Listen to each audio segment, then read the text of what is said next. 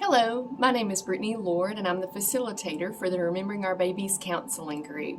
We welcome you to our second video in our series of 8 videos talking about the ways that we can cope with all the effects of losing a child.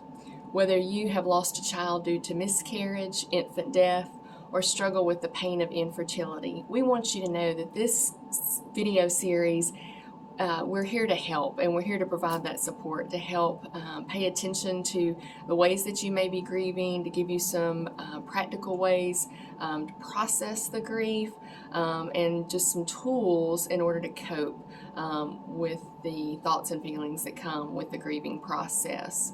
So again, this is our second in a series of videos. Last month, Rita Marie and I detailed what we're going to be offering, so you can look on our YouTube channel for that, where this is going to be found.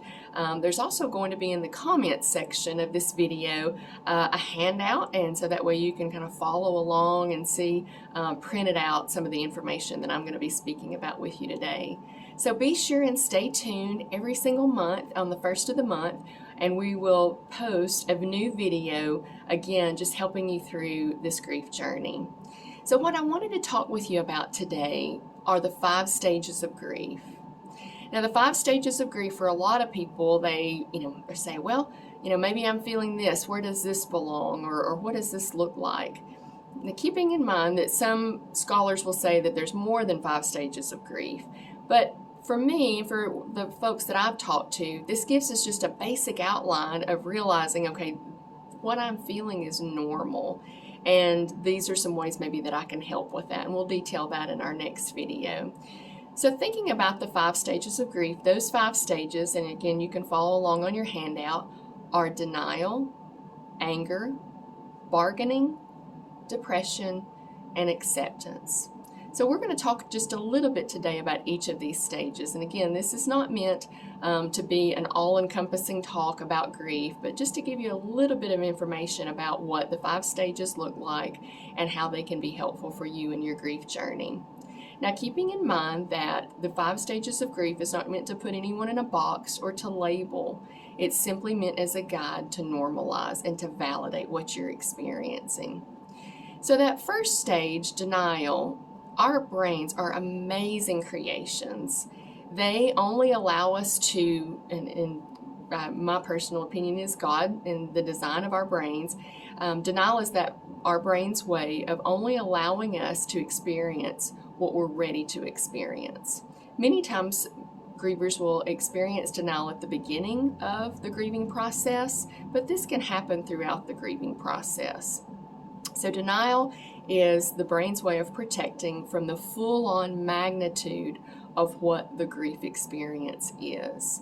Now, as time goes on, keep in mind now time does not heal, but as time goes on, many times the other stages will come into play. Now, I may mention this before, but keeping in mind these stages are not linear. That means that they don't happen 1, 2, 3, 4, 5. They can happen any given minute, any given day, any given week, any given month, and sometimes happen for us and come back years down the road. What I always tell my clients is there's no timetable for grief, and we can't compare our grieving experiences. Every person comes to this grief journey from a different spot with different experiences of their life. So of course, no 2 grief experiences are going to be the same. Even though they may look very similar, their stories may sound the same, they're not the same because they're 2 different people and 2 different lives that they've touched. The next stage of grief that I will talk about is anger. Anger many times gets a bad rap. People say, oh, I can't be angry about this. This is, in God's plan. I would offer for you that anger can sometimes be helpful. Grief makes us feel like that we're being tossed about on a sea of emotions. And anger gives us an anchor, if you will, in which to focus our grief. Maybe we're angry at ourselves for something that we thought about during the experience or something we did. Maybe we're angry at another person for the way that they did or didn't respond to us in our experience. My personal belief is we can even be angry at God. And He could have changed maybe what happened to us. God is bigger than my anger. If I tell him that I'm angry, he's like a perfect parent to me. He knows that we're hurting, and he puts his arms around us and loves us. The next stage of grief is bargaining. This is not talked about as much, but bargaining is those times of thinking, if only, what if, maybe guilt, yearning in your experience. If only I had started trying to have children earlier. If only this doctor had given me this information. Now, understanding that mistakes do happen and things maybe needed to happen, maybe a provider didn't get back to us about something, and it's understandable for that to be a cause for concern. But the feelings of if only or what if are a normal part of the bargaining process. Keeping in mind, as I said before, that these stages can happen at any time. There's no right or wrong way for them to happen. The next stage of grief is depression. Now, this is not diagnosed depression. So if I have a client that comes in that says, I'm isolating, I've been through a grieving experience, I'm lethargic, I'm not eating, I'm not sleeping, we understand this is not diagnosed depression. Now, it could be, whether they may have experienced depression before their grief experience, but this is a normal part of bereavement. Crying. And that will look different for every single person. Again, no two grief experiences are the same. The last stage of grief, and is certainly not the last that one experiences, we can come to a place of acceptance and come right back to anger, denial, bargaining, or depression in the minutes, weeks, and months after. And acceptance, please hear me, is not saying that what happened is okay. We will never, ever be okay with losing a child or not being able to have a child.